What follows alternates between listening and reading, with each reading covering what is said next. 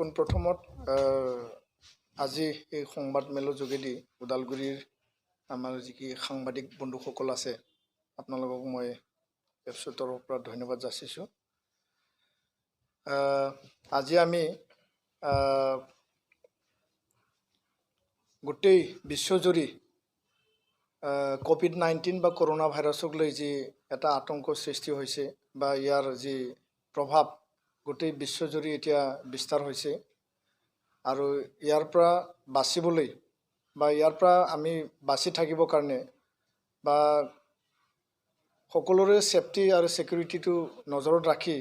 নিখিল বড়ো ছাত্ৰ সন্থাৰ তৰফৰ পৰা আমি কেইটামান কথা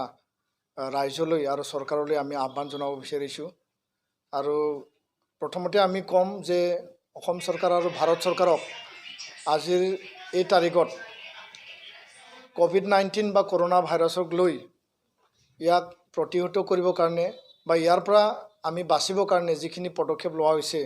প্ৰধানমন্ত্ৰী নৰেন্দ্ৰ মোদীৰ পৰা লৈ পেলাই অসম চৰকাৰৰ পৰা মুখ্যমন্ত্ৰী আৰু হিমন্ত বিশ্ব শৰ্মা ডাঙৰীয়াই যিখিনি কথা তেওঁলোকে পদক্ষেপ লৈছে আমি এইটো আদৰণি জনাইছোঁ। দ্বিতীয়তে ICMRৰ যি এডভাইজৰী আছে আমি সকলো ৰাইজ জাতি জনগোষ্ঠী সকলোৱে এইটো মানি চলিব লাগে আৰু ইয়াত প্ৰিভেনশ্যন ইজ বেটাৰ দেন কিউৰ যি এটা কথা আছে যে আমাৰ যি প্ৰিভেণ্টিভ মেজাৰ ইয়াত কোৱা হৈছে যে ঘৰত থাকিব লাগে আৰু আমি যি হিউমেন কণ্টেক্ট বা ছ'চিয়েল ডিষ্টেঞ্চিংটো আমি মানি চলিব লাগে আৰু যিখিনি এডভাইজৰী আছে এইটো আজি তাৰিখত ফেচবুক হোৱাটছআপ বা টিভি মিডিয়া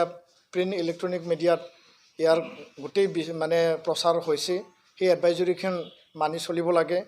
নিখিল বড়ো ছাত্ৰ সন্থা আমি গাঁৱে ভূঞে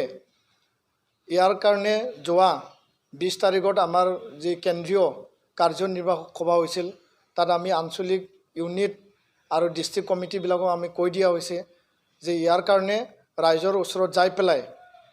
নিজৰ সেফটিটো ৰাখি পেলাই ৰাইজৰ ওচৰত যায় ইয়াৰ কাৰণে প্ৰচাৰ সজাগতা অভিযান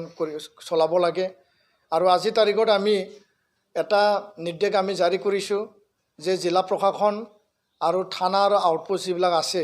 তাত জনাই পেলাই মাইক এনাউন্সমেণ্টৰ যোগেদি ইয়াৰ সজাগতা অভিযানৰ কাৰণে কাম কৰিব লাগে আৰু গাঁৱে ভূঞে ৰাইজক সজাগ হ'বৰ কাৰণে আৰু ৰাইজক নিজৰ যি সেফটি এইটো মেইনটেইন কৰিবৰ কাৰণে এইটো মাইক এনাউন্সমেণ্ট যোগেদি জনাব লাগে। আৰু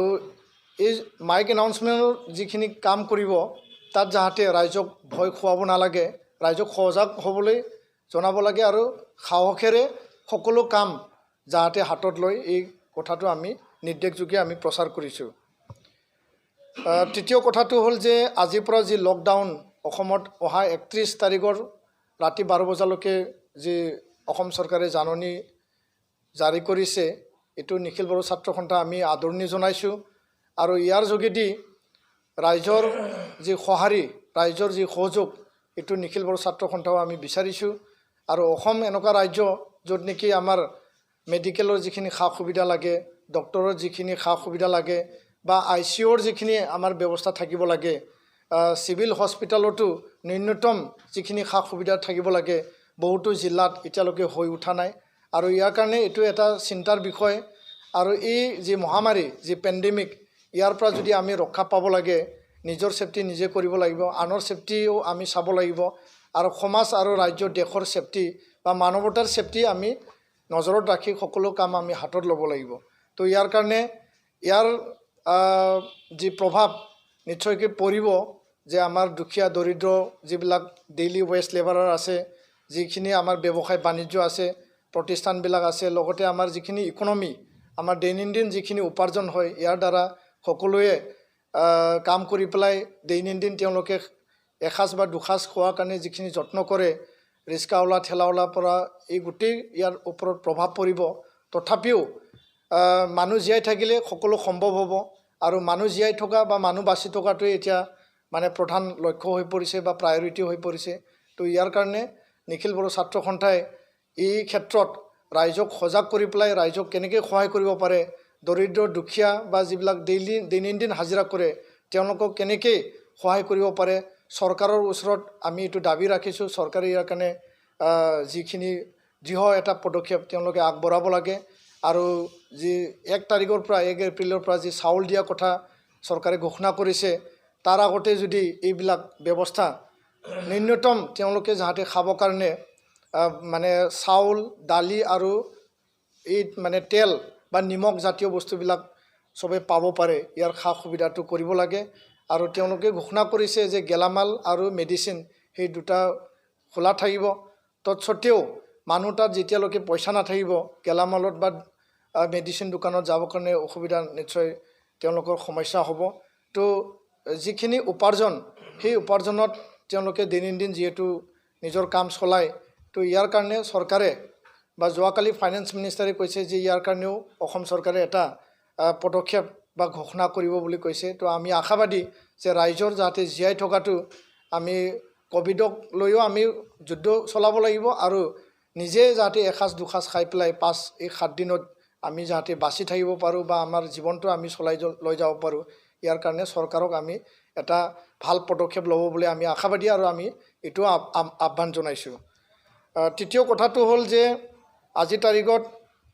এই মহামাৰী যেহেতু বিশ্বজুৰি হৈছে ভাৰতত এতিয়া ইয়াৰ প্ৰভাৱ লাহে লাহে বাঢ়ি আছে আৰু এইটো চাই পেলাই গোটেই ভাৰতত যেহেতু লকডাউন হ'ল ষ্টেটবিলাকত জিলাবিলাকত টাউন বা মেট্ৰ' চিটিবিলাক বহুতো আমাৰ নিবনুৱা যুৱক যুৱতী অসমৰ বাহিৰত তেওঁলোকে কাম কৰি আছে পঢ়িবলৈ গৈছে কিছুমানে চাকৰি কৰি আছে কিছুমানে ব্যৱসায় কৰি আছে বিভিন্ন প্ৰতিষ্ঠানত তো তেওঁলোকে এতিয়া ৰেল আৰু ফ্লাইট বন্ধ হৈ যোৱাৰ পিছত সকলো যাতায়াত বন্ধ হৈ যোৱাৰ পিছত তেওঁলোকে এতিয়া আহিবৰ কাৰণে যথেষ্ট কষ্টত ভুগিব লগা হৈছে চেন্নাই বেংগলোৰ কেৰেলা দিল্লী বা কলকাতা বিভিন্ন স্থানৰ পৰা আমালৈ যোগাযোগ আহিছে যে তেওঁলোকে যি প্ৰতিষ্ঠানৰ কাম কৰিছিল তাৰ পৰা তেওঁলোকক যাবলৈ কোৱা হৈছে আৰু তেওঁলোকক কম পইচা দি মিনিমাম পইচা দি পেলাই তেওঁলোকক বিদায় দিয়া হৈছে তেওঁলোকে য'ত ভাড়া আছিল সেই ভাড়াটো তেওঁলোকৰ থাকিবৰ কাৰণে এতিয়া ঠাই নাই মালিকবিলাকে তেওঁলোকক যাব কোৱা হৈছে আৰু লগতে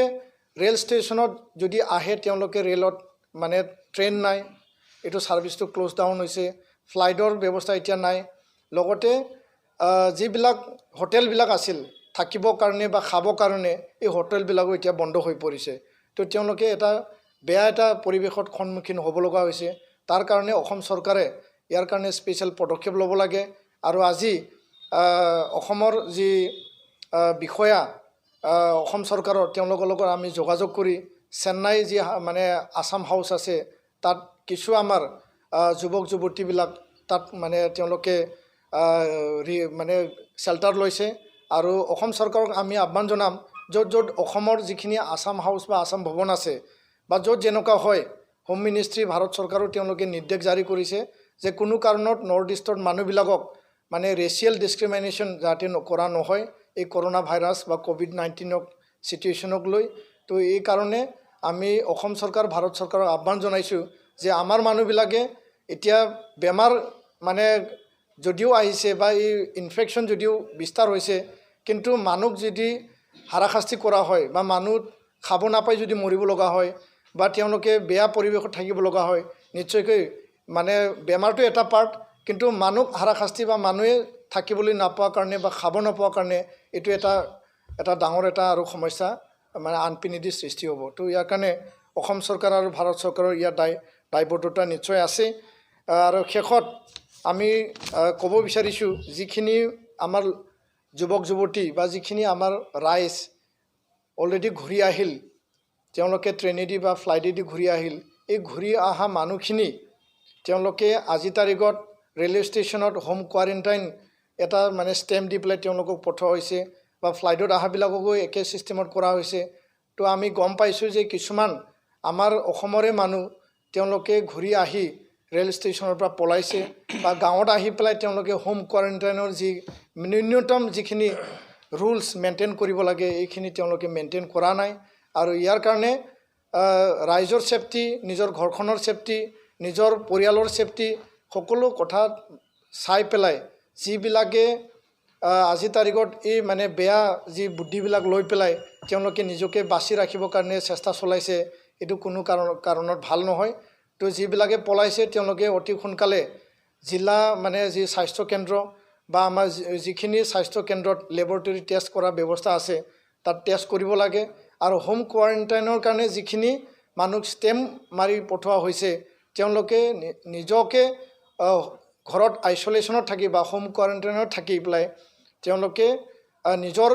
যি মানে ছেফটি আৰু আনৰ ছেফটি সেইটো তেওঁলোকে কৰিব লাগে। আৰু তেনেকুৱা ব্যক্তিক বা তেনেকুৱা মানুহ যদি আমাৰ ফালৰ পৰা যদি নজৰ আমি যদি পাওঁ আমি নিশ্চয়কৈ ইয়াৰ কাৰণে আমি ব্যৱস্থা ল'ম। আমি প্ৰশাসনকো আহ্বান জনাইছোঁ তেওঁলোকে ব্যৱস্থা লওক। তো এইখিনি কথা মই আজিৰ তাৰিখত নিখিল বড়ো ছাত্ৰ সন্থাৰ তৰফৰ পৰা আজিৰ এই যি মহামাৰীৰ যি এটা চিটুৱেশ্যন বা যি পেণ্ডেমিক এটা চিটুৱেশ্যন আমি ৰাইজক আহ্বান জনাইছোঁ, আপোনালোকে ভয় খাব নালাগে, আপোনালোকে সাহসেৰে সকলো কাম আপোনালোকে হাতত লওক। আৰু হয় এইটো এটা ভয়ংকৰ এটা পৰিস্থিতি বা বিশ্বজুৰি ইয়াৰ প্ৰভাৱটো পৰিছে। বিশ্বত উন্নত দেশবিলাকে ইয়াক মানে যুঁজিবলৈ এতিয়াও সক্ষম হোৱা নাই, যদিও ইয়াৰ কাৰণে তেওঁলোকে ব্যৱস্থা কৰি আছে। আৰু ভাৰতত যিহেতু দ্বিতীয় মানে ব্যয়বহুল জনসংখ্যা থকা এটা দেশ, ইয়াত আকৌ মানে ইয়াৰ যি ভয়ংকৰ যি পৰিৱেশ এইটো আমি ভাবিব নোৱাৰা এটা পৰিৱেশ আহি পৰিব বুলি আমাৰ এটা ধাৰণা। কিন্তু মানে ভাৰত চৰকাৰ আৰু অসম চৰকাৰ বা ভাৰতৰ বিভিন্ন ৰাজ্য চৰকাৰবিলাকে যি পদক্ষেপ লৈছে ইয়াৰ দ্বাৰা আজিৰ তাৰিখত সংক্ৰমণৰ যি পৰিমাণ সেইটো মানে খুব বেছিকৈ বা খুব ৰেপিডলি বা স্পীডত আজিলৈকে এইটো যাবলৈ মানে পোৱা নাই। তো ইয়াৰ কাৰণে ভাৰত চৰকাৰ আৰু অসম চৰকাৰ বা বিভিন্ন ৰাজ্যক আমি ধন্যবাদ জনাইছোঁ। আৰু নিখিল বড়ো ছাত্ৰ সন্থাৰ যিহেতু ছাত্ৰ সংগঠন সামাজিক সংগঠন হিচাপে আমাৰ যিহেতু দায়বদ্ধতা আছে, আমি আমাৰ ছেফটি নজৰত ৰাখি আমাৰ কৰ্মী বা আমাৰ যিখিনি আমাৰ জিলা আঞ্চলিক ইউনিট পৰ্যায়ত আমাৰ যিখিনি কৰ্মী আছে তেওঁলোকে নিজৰ ছেফটিটো ৰাখিও ৰাইজক সজাগতা বৃদ্ধিৰ কাৰণে ৰাইজক নিজৰ ছেফটি ৰখাৰ কাৰণে তেওঁলোকে কাম কৰি আছে আৰু অনাগত দিনত কাম কৰি যাম। জিলা প্ৰশাসন চৰকাৰক আমি এই দুৰ্যোগৰ সময়ত আমি সহায় কৰিবৰ কাৰণে সদায় আমি সাজু আছোঁ। আৰু আমাৰ পৰা যিকোনো প্ৰয়োজন যদি চৰকাৰে সহায় বিচাৰে আমি সদায় এই সহায় সহযোগিতা আমি আগবঢ়াবলৈ আমি সাজু আছোঁ।